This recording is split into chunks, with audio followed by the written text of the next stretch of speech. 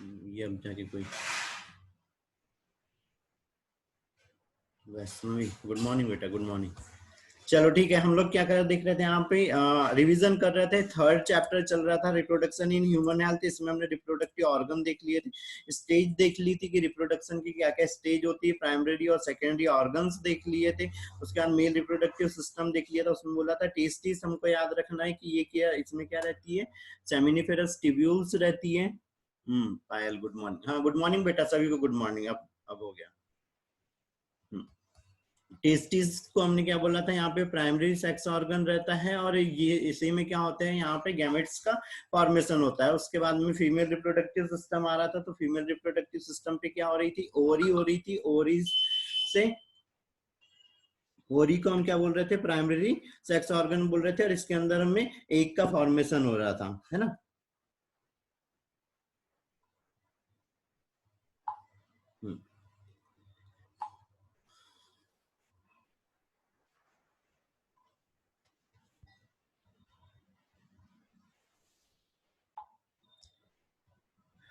फिर हमने अंडाणु जनन और शुक्राणु जनन भी देख लिया था, दोनों में डिफरेंस याद रखने हैं, है ना। और उसका ये जो फ्लो बनता है, ये कि शुक्राणु जनन की प्रक्रिया समझाइए, अंडाणु जनन की प्रक्रिया समझाइए, है ना।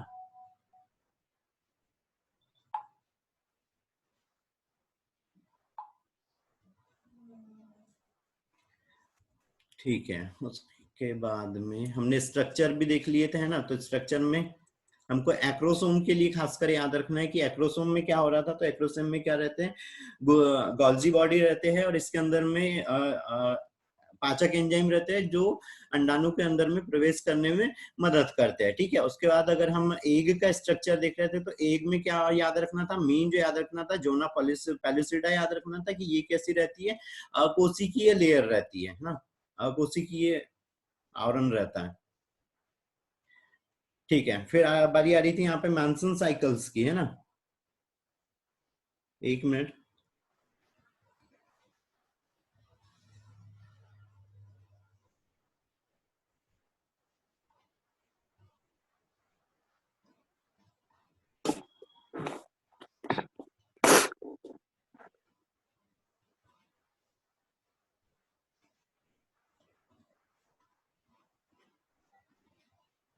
एक सेकंड रुको बेटा।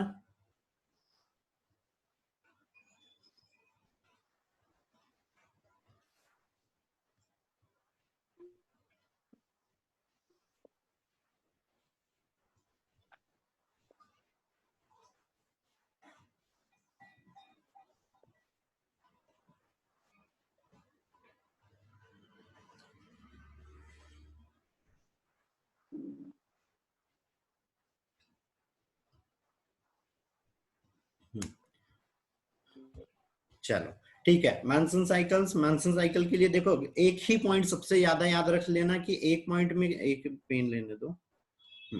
ठीक है, एक ही पॉइंट याद रखना सबसे ज्यादा, अगर याद रख लेते हो तो ये एलएच हार्मोन याद रखना, ल्यूटिनाइजिंग हार्मोन। और 21 दिन निकलता है, तो ये 14वें दिन निकलता है। ठीक है, कहाँ से निकलता है, पीयूष ग्रंथि से निकलता है ना। ठीक है, ये चीज बहुत बेटा म्यूट कर लो ना थोड़ा सा सारे लोग।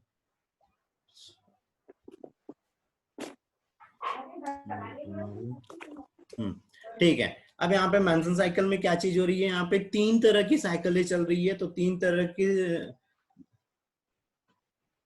की साइकिलें चल रही है। तो सबसे पहले आती है यूट्राइन साइकिल, दूसरी आती है ये ओवेरियन साइकिल, और तीसरी आती है हार्मोनल साइकिल, है ना। यूट्राइन साइकिल में क्या चीज हो रही थी, यहाँ पे यूट्रस जो था, यूट्रस के अंदर में एंडोमेट्रियम थी, एंडोमेट्रियम के अंदर में चेंजेस होते। ओवेरियन साइकिल में ओरी से यहाँ पे फॉलिकल्स के अंदर में चेंजेस होते हैं, इसका डेवलपमेंट होता है, साथ में हार्मोन सिक्रीट होते हैं। तीसरी आती है हार्मोनल साइकिल या पिट्यूटरी हार्मोनल साइकिल। तो इसमें पिट्यूटरी ग्लैंड से क्या हो रहे थे, हार्मोन यहाँ पे सिक्रीट हो रहे थे, क्या हो रहा था, एफएसएच और एलएच हो रहा था। मेन याद रखना एलएच, ये क्या करता है, ओवुलेशन में हेल्प करता है। ठीक है, अब यहाँ पर बारी आती है, तो यहाँ पर क्या चीज हो रही है, यहाँ पर फर्स्ट से लेके, ये फर्स्ट से लेके यहाँ पे 5th डे तक क्या रहता है, मेंसेस रहता है। जो ब्लीडिंग टाइम होता है वो क्या रहता है, 1st से 5 डे तक रहता है। किसी किसी इसमें 3 डे भी रहता है। जो हम नॉर्मल एक एवरेज लेके चल रहे हैं, वो क्या चल रहे हैं यहाँ पे, 28 डे लेके चल रहे हैं ना, जो एवरेज हम मेंस्ट्रुअल साइकिल का ड्यूरेशन लेके चल रहे हैं वो 28 डे का लेके चल रहे हैं। तो यहाँ पर जो ब्लीडिंग टाइम हो रहा है वो क्या हो रहा है, यहाँ पे 3 से लेके 5 दिन का हो रहा है। उसके बाद में 5 से लेके 13वें दिन तक यहाँ पर क्या होता है, एंडोमेट्रियम में लगातार ग्रोथ करते रहती है, और यहाँ पर उस टाइम में क्या रहता है, एस्ट्रोजन का लेवल जो रहता है वो क्या रहता है, इंक्रीज रहता है, और प्रोजेस्टेरॉन कैसे रहता है, यहाँ पर कम रहता है। उसके बाद में 14वें दिन, जब 14वां दिन आता है तो यहाँ पर क्या होता है, एलएच हार्मोन यहाँ पे सिक्रीट होता है, और ये क्या करता है, ओवुलेशन करता है ना।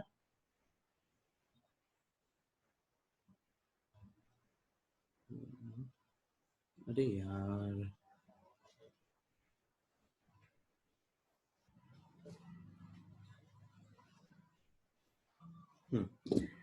ठीक है। 14वें दिन क्या हो रहा है, यहाँ पे एलएच हार्मोन स्रावित हो रहा है जो ओवुलेशन करता है, जिस टाइम में यहाँ पे ये जो ग्राफियन फॉलिकल्स था, ग्राफियन फॉलिकल्स क्या हो रहा था, बाहर साइड आ जा रहा था ओरी से, और कहाँ पर आ रहा था, सिक्रीट जो सिलियरी कैविटी थी उसके अंदर आ रहा था, है ना, सिक्रेटी सिलियरी जो कैविटी हो रही थी वहां पर आ रहा था, और ये ओरी से एक का बाहर आना क्या कहला रहा था, ओवुलेशन कहला रहा था। एलएच हार्मोन इसमें मदद कर रहा था, और 14वें दिन हो रहा था। ठीक है, अब 14वें दिन के बाद में क्या चीज हो जा रही है, यहाँ पे जो एस्ट्रोजन है उसका लेवल कम हो जाता है, प्रोजेस्टेरॉन का लेवल यहाँ पे इंक्रीज होने लगता है। ये प्रोजेस्टेरॉन यहाँ पर क्या हो रहा है, बढ़ते जा रहा है, और ये जो इधर ग्राफियन फॉलिकल्स था वो यहाँ पे कार्पस ल्यूटियम में चेंज होने लग जाता है, और जो एंडोमेट्रियम रहती है इस पर ब्लड वेसल्स, और ब्लड वेसल्स हो गई, म्यूकस हो गई, यहाँ पर ज्यादा यहाँ पे स्टोर होने लगती है, और इसकी मोटाई क्या होने लगती है, बढ़ने लगती है।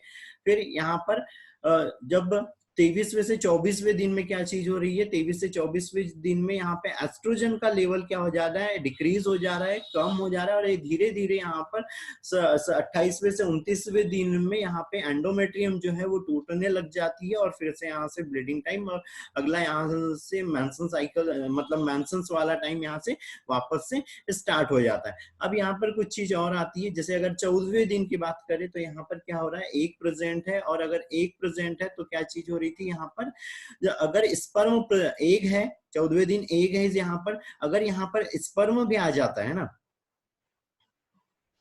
अगर यहाँ पर स्पर्म आ जाता है, और वो स्पर्म आ जाता है तो क्या चीज होना है, यहाँ से इसकी लाइफ 2 से 3 दिन रहना है, तो यहाँ पे फर्टिलाइजेशन होने के चांसेस रहते हैं। मतलब 14वें से लेके यहाँ पे 16वें दिन तक फर्टिलाइजेशन होने के चांसेस रहते हैं, मतलब प्रेगनेंसी कंसीव हो सकती है।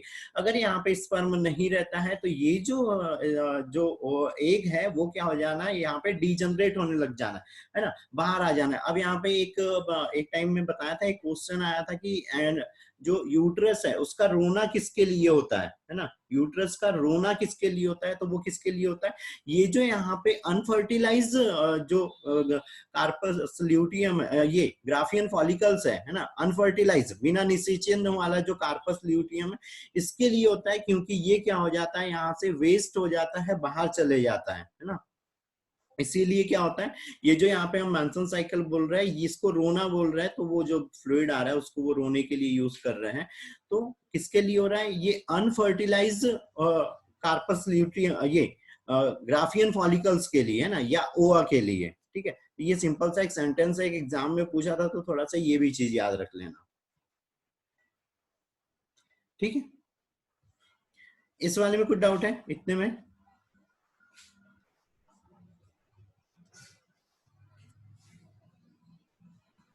बोलो। No sir. No sir. ठीक है।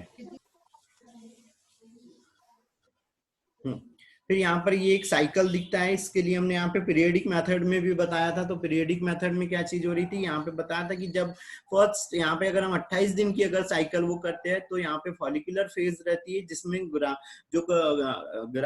जो कार्प जो क्या बोलना चाहिए, फॉलिकल्स हैं वो यहाँ पे डेवलप होते रहते हैं, और 12वें से लेके 16वें दिन के बीच में क्या हो जाते हैं, वो यहाँ पे फेलोपियन ट्यूब या ओवरी में प्रेजेंट रहता है। और ओवुलेशन किस दिन हो गया, ये 14वें दिन क्या हो जाता है, यहाँ पे ओवुलेशन हो जाता है। तो इस टाइम में ये फर्टाइल फेज कहला रही है। फर्टाइल फेज का मतलब ये हो रहा है कि यहाँ पर क्या हो सकती है, प्रेगनेंसी कंसीव हो सकती है ना। फिर इनफर्टाइल स्टेज में क्योंकि यहाँ पे ये ओवर की लाइफ क्या रहती है, 2 से 3 दिन ही रहती है, जिसके कारण वो वापस से डीजनरेट हो जाता है, नष्ट होने लग जाता है। तो यहाँ पर फिर अगर स्पर्म प्रेजेंट भी रहेंगे 16वें दिन के बाद में या 17वें दिन के बाद में, तो यहाँ पे फर्टिलाइजेशन नहीं होना है, मतलब प्रेगनेंसी कंसीव नहीं होना है। तो ये जो 17 दिन से यहाँ से टाइम ड्यूरेशन चालू हो रहा है 28वें दिन तक का, ये ब्लू वाला, ये क्या हो रहा है, यहाँ पे इनफर्टाइल फेज है। इस टाइम में यहाँ पे प्रेगनेंसी कंसीव नहीं होती है ना।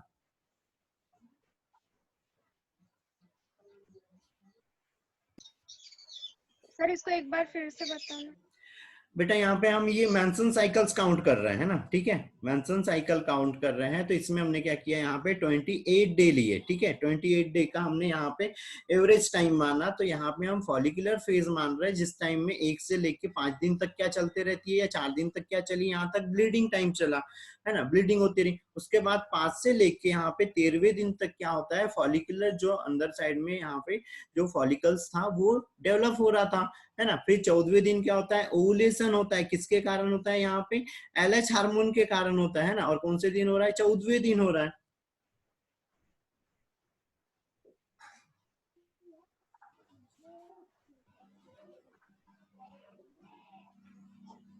हम्म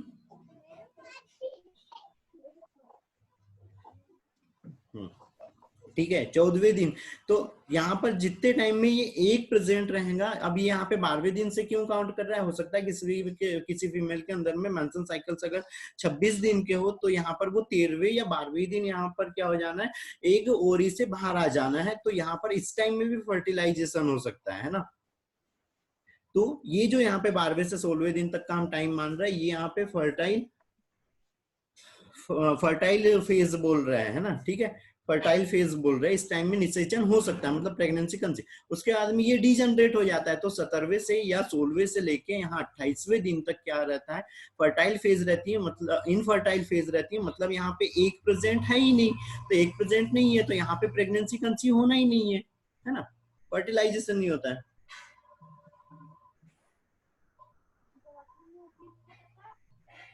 ठीक है, अब ठीक है। Yes sir. Yes sir. ठीक है,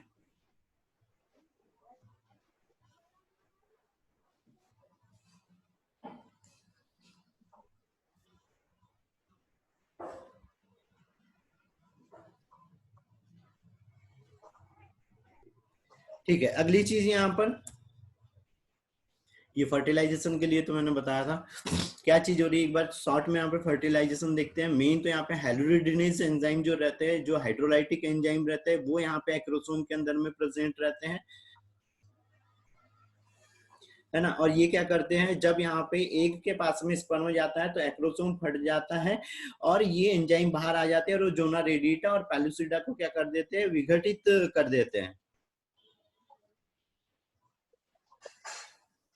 ठीक है, विघटित कर देते हैं। और फिर यहाँ पर जो न्यूक्लियस रहता है इस मतलब इस स्पर्म का, वो कहाँ चले जाना है, एक के न्यूक्लियस के पास में चले जाना है, और यहाँ पे ही वो मिक्स हो जाना है, और क्रॉसिंग ओवर के द्वारा क्या हो जाना है, यहाँ पे सारे जो गुणसूत्र है वो आपस में एक्सचेंज हो जाना है। यहाँ पे एक नए लक्षण वाले यहाँ पे जेनेटिक मटेरियल तैयार हो जाना है, ठीक है। फिर यहाँ पे अब डेवलपमेंट की बारी आती है कि कैसे यहाँ पे डेवलपमेंट होता है। तो कोई ये मेरे को शॉर्ट में बता पाएगा,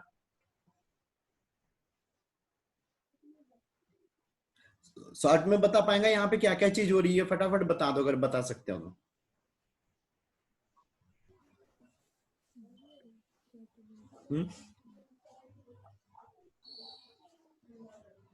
बेटा फटाफट बता दो।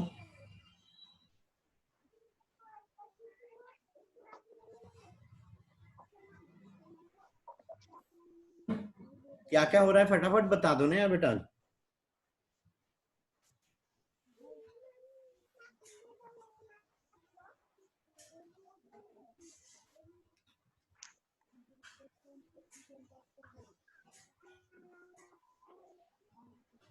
कोई नहीं बता रहा है।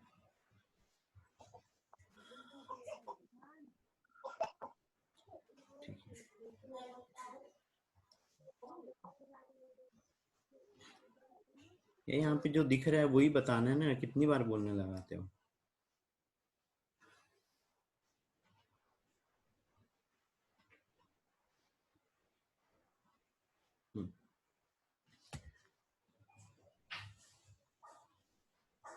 ठीक है, क्या चीज हो रही है यहाँ पे, हम एम्ब्रियोनिक डेवलपमेंट देखते हैं यहाँ से। तो यहाँ से क्या चालू होता है, फर्टिलाइजेशन से चालू होता है। सबसे पहले यहाँ पे ओवा रहता है, ओवा के बाहर में यहाँ मतलब ओवा रहता है, ये कहाँ पर आता है, एम्पुला में आता है। एम्पुला में आने के बाद में क्या चीज हो रहा है कि यहाँ पर स्पर्म आ रहा है, स्पर्म का एक्रोसोम फट रहा है, जिसके कारण में यहाँ पे जोना रेडिएटा और पेलुसिडा क्या हो जा रही है, विघटित हो जा रही है। और ये यहाँ पे स्पर्म का न्यूक्लियस कहाँ पे आ गया, फर्स्ट डे में अंदर आ गया। और जैसे ये फर्टिलाइज हुआ यहाँ पे, ये क्या कहलाने लग जाता है, यहाँ पे जाइगोट कहलाने लग जाता है। ठीक है, और यहाँ पे हमने थोड़ा सा डिफरेंस बताया था जाइगोट और एम्ब्रियो में।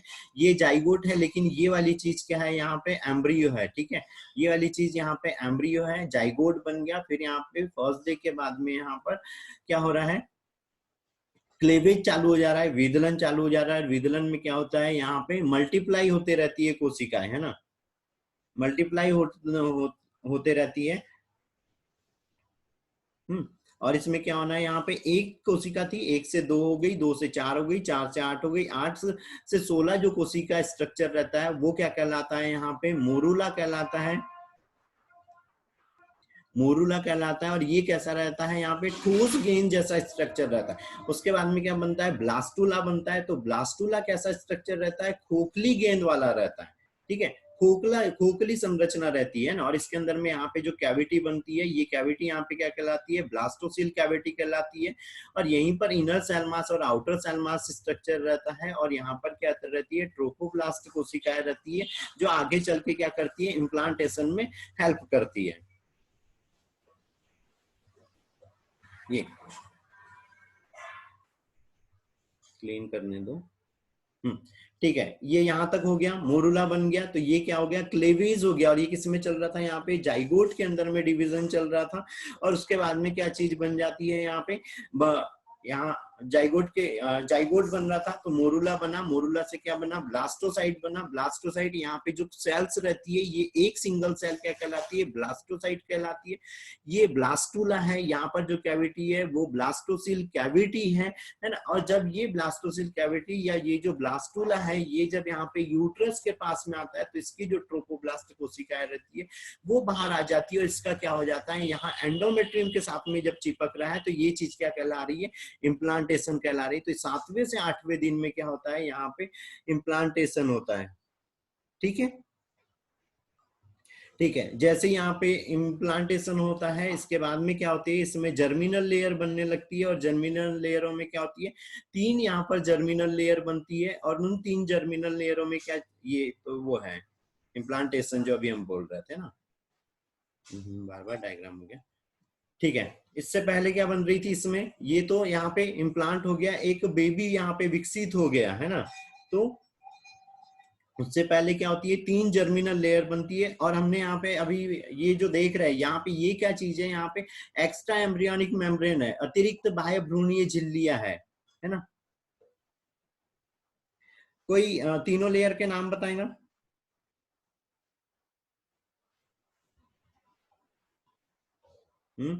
तीनों लेयरों के नाम बताएगा।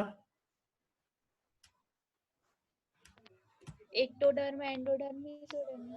हाँ, एक्टोडर्म, एंडोडर्म और मेसोडर्म। और ये तीनों लेयरों से क्या हो रहा है, जो बॉडी के अलग अलग ऑर्गन रहते हैं वो सब यहाँ पे बनते हैं।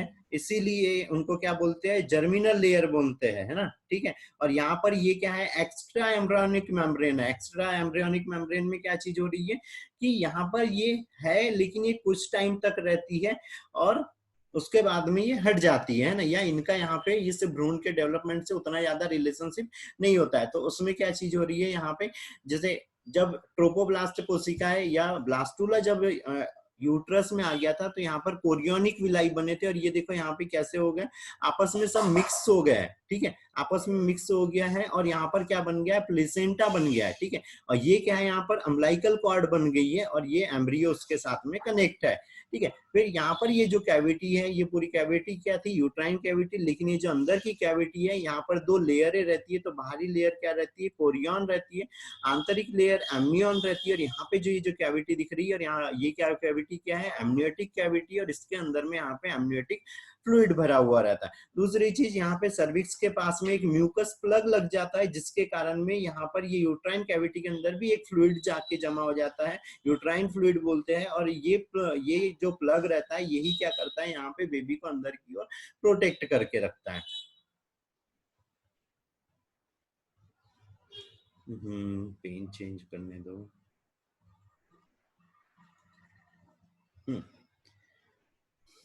ठीक है, यहाँ पे हम एक्स्ट्रा एम्ब्रियोनिक मेम्ब्रेनों की बात करें तो क्या चीज हो रही है, सबसे पहले हम यहाँ पे देखते हैं योग सेक। ठीक है, ये जो येलो वाला दिख रहा है ये क्या है, यहाँ पर योग सेक है। और ये क्या कर रहा है, इसके अंदर में कुछ न्यूट्रिएंट मटेरियल रहता है जो कुछ टाइम तक इस डेवलप हो रहे एम्ब्रियो को न्यूट्रिएंट प्रोवाइड करता है, पोषण प्रदान करता है। फिर ये अम्बिलिकल कॉर्ड रहती है, अम्बिलिकल कॉर्ड प्लेसेंटा या मदर और एम्ब्रियो भ्रूण को यहाँ पे ये जोड़े रखती है। उसके बाद में यहाँ पे एलेंटॉइज रहता है, यूरिनरी ब्लैडर रहता है। और वो एलेंटॉइज या यूरिनरी ब्लैडर में क्या चीज हो रही है कि यहाँ पे जो भी वेस्ट मटेरियल इस एम्ब्रियो के अंदर में बन रहा है वो चीज उसको स्टोर करके रखता है। फिर अभी बताया था यहाँ पर ये क्या हो रही थी, आंतरिक लेयर एमनियन थी और बाहरी लेयर क्या थी, कोरियन थी, एमनियोटिक कैविटी थी, एमनियोटिक फ्लूइड था। और यहीं पर बेबी क्या करते रहता है, ग्रोथ करते रहता है। दूसरी चीज याद रखना है, यहाँ पे ये जो प्लेसेंटा है, ह्यूमन का जो प्लेसेंटा है,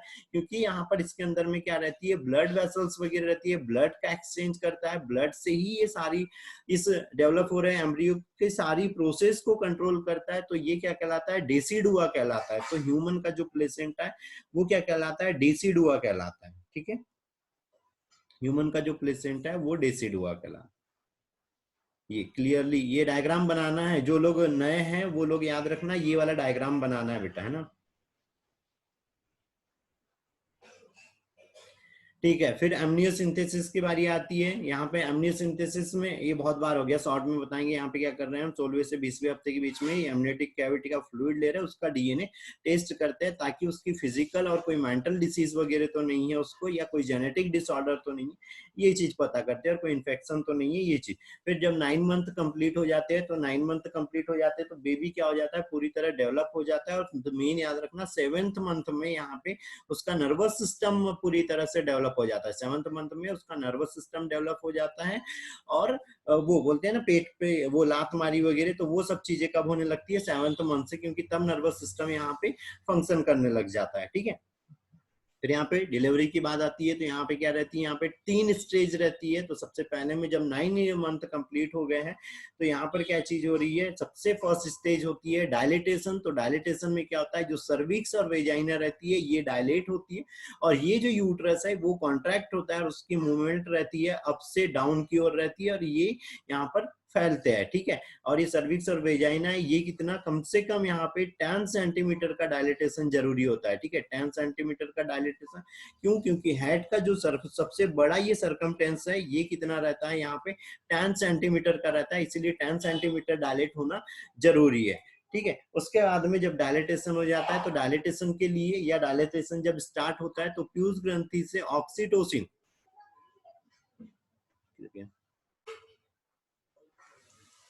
ऑक्सीटोसिन हार्मोन स्त्रावित होता है, जो क्या करता है, यहाँ पे ये यूट्रस को कॉन्ट्रैक्ट करता है। साथ में ऑक्सीटोसिन क्या करता है, ब्रेस्ट को भी प्रेरित करता है। प्रोलैक्टिन स्त्रावित होता है, जिसके कारण ब्रेस्ट में क्या बनने लगता है, यहाँ पे मिल्क फॉर्मेशन होने लगता है ज्यादा। उसके बाद में रिलैक्सिन हार्मोन भी स्त्रावित होता है, जो क्या करता है, ये सर्विक्स और वेजाइना को रिलैक्स करता है, फैलाने का कार्य करता है। फिर यहाँ पर जब बेबी बाहर आ जाता है, और जब बेबी बाहर आ जाता है तो अंदर साइड में जो प्लेसेंटा और यूट्रस रहते हैं उसको भी हम सर्विक्स या वेजाइना के थ्रू बाहर कर लेते हैं। ठीक है, फिर ये बताया था नॉर्मल और सिजेरियन। तो नॉर्मल में क्या चीज हो रही थी, नॉर्मल डायलिटेशन के द्वारा ही क्या हो रहा था, बेबी यहाँ पे बाहर आ जा रहा था। हाँ, उसको जब बाहर अगर बच्चों को थोड़ा सा अगर दिक्कत करता है तो क्या करते हैं, इधर एब्डोमेन पे प्रेशर लगाते हैं, जिसके कारण में बेबी आसानी से क्या हो जाता है, बाहर आने लगता है। और ये जो हेड रहता है उसके हेड को पकड़ के उसको राउंड करते हुए, ऐसे राउंड करते हुए निकालते हैं, ताकि उसका शोल्डर ना अटके, है ना। अगर शोल्डर अटक जाता है तो बेबी बाहर नहीं आता है। और दूसरी चीज ये रहती है कि यहाँ से जो नर्व जा रही है सारी, स्पाइनल कॉर्ड के भी डैमेज होने के चांसेस बहुत ज्यादा रहते हैं जब शोल्डर यहाँ पे फंस जाता है ना।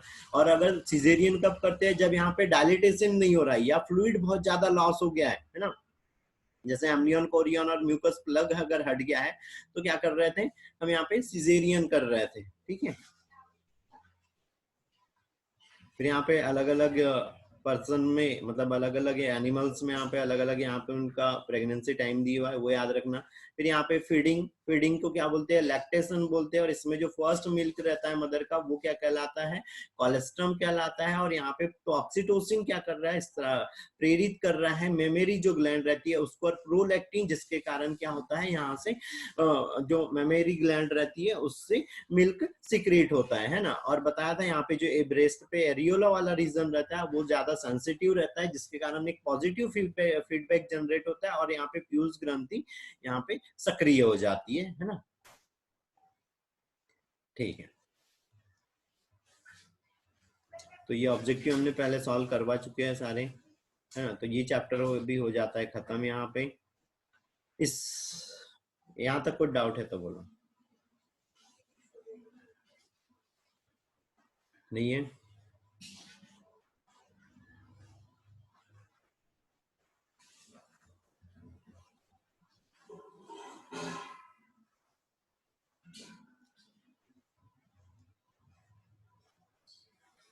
ठीक है। अच्छा, फोर्थ वाले चैप्टर की बात आती है, फिर फोर्थ चैप्टर की बात आती है। यहाँ पे दिख रहा है तुम लोगों को स्क्रीन पे, क्या दिख रहा है बताओगे मेरे को? स्क्रीन पे क्या दिख रहा है कनक एजुकेशन अभी? अभी लोगो फर्स्ट दिख रहा है, चैप्टर 1। चैप्टर 1। अच्छा, ये फोर्थ है, लेकिन चैप्टर फोर्थ है फोर्थ ये। है। हाँ फोर्थ है, वो 1 ही लिखा हुआ है, चेंज नहीं। अच्छा, ये फोर्थ चैप्टर को बताना पड़ेगा क्या? जस्ट अभी खत्म हुआ है, बताओ अगर इसमें कुछ है बताने वाला तो बताओ, नहीं तो फिर इसको नहीं बता रहे, क्योंकि ये अभी अभी हुआ है ना, 2 बार हो गया। एक दिन अभी इसका और बीच में भी रिवीजन हो गया था, है ना। हाँ सर। तो फिर इसको बताना रहने है? दो सर। No sir. नहीं बताना है, ठीक है।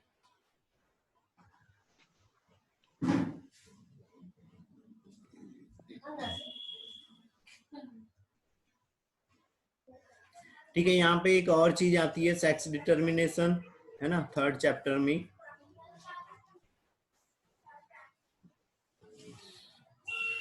तो वो हमको थोड़ा सा देखना पड़ेगा।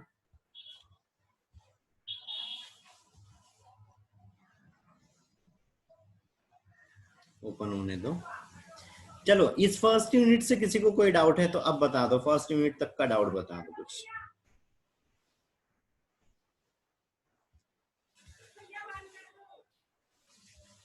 नहीं है डाउट कुछ भी?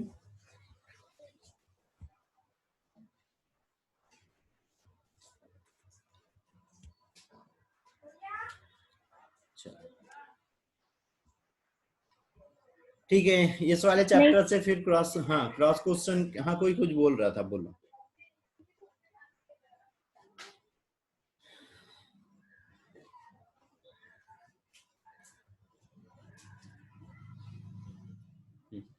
ठीक है, स्क्रीन पे ये सेक्स डिटर्मिनेशन दिख रहा है? Yes sir. हाँ ठीक है, इसी चैप्टर में यहाँ पे सेक्स डिटर्मिनेशन भी आता है। खैर ये 5th चैप्टर में एक बार फिर से आएगा, पर अभी भी यहाँ पे देख लो, है ना। तो यहाँ पर डायरेक्ट क्वेश्चन नहीं पूछता है वो कि कैसे गर्ल्स बेबी कैसे बन रही है, बॉयज बेबी कैसे बन रहा है, वो चीज नहीं पूछता है वो। यहाँ पे क्रॉस क्वेश्चन में ये चीज पूछता है। आवाज नहीं आ रही है वैसा लिखो, बाकी लोगों को आ रही है? Yes sir. आ रही है। तो बेटा वैसा ही नेटवर्क में जाओ, नेटवर्क में जाओ। ठीक है, ठीक है। सेक्स डिटर्मिनेशन में क्या हो रहा है, यहाँ पे मेल के अंदर में हम बोल रहे थे यहाँ पे एक्स और वाई 2 तरह के गैमेट रहते हैं। तो इनसे 2 तरह के गुणसूत्र रहते हैं, जिसमें से वाई गुणसूत्र जो रहता है वो क्या रहता है मेनली। यहाँ पे कल किसी ने ऑब्जेक्टिव बेटा, हाँ एक चीज और, ये ऐसा कुछ ऑब्जेक्टिव अगर डालते हो ना तो वो अच्छे से डालो, डालते हो तो, नहीं तो ऐसे फालतू के एक्सपेरिमेंट ना करे, है ना। ठीक है। वाई गुणसूत्र रिस्पॉन्सिबल रहता है सेक्स के लिए कि मेल बनेगा या फीमेल बनेगा। तो यहाँ पे मेल के अंदर में दो तरह के गैमेट बन रहे हैं, मतलब दो स्पर्म जो बन रहे हैं उसके अंदर में आधे स्पर्म में क्या रहता है, एक्स क्रोमोसोम रहता है, और एक आधे के अंदर में वाई रहता है। फीमेल के अंदर में दोनों में वाई रहता है। तो जहां पर भी ये वाई गुणसूत्र जाता है, मेन तो याद रखना है, जहां पे भी ये वाई गुणसूत्र जाता है वो ही क्या बनता है, लड़का बनता है ना। तो जो लड़का और लड़की के बर्थ के लिए जो यहाँ पे बोलते हैं कि भाई कौन उत्तरदायी है, तो कौन रहना है, यहाँ पे मेल ही रहना है उसके लिए रिस्पॉन्सिबल, कि मेल के कारण ही लड़का या लड़की होता है।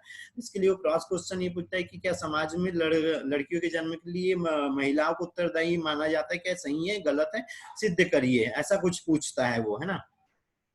तो उसके लिए हमको यहाँ पे क्रॉस बनाना है और बताना है कि जहां पे वाई गुणसूत्र जाता है वहीं पे क्या बनता है, मेल बनता है। एक्स गुणसूत्र के कारण मेल नहीं बनता है या फीमेल नहीं बनती है, वाई नहीं जाएगा, इसीलिए तो रिस्पॉन्सिबल कौन हो गया, मेल हो गया। इसी के ऊपर जो राम कहानी लिख सकते हो थोड़ी सी वो लिख सकते हैं।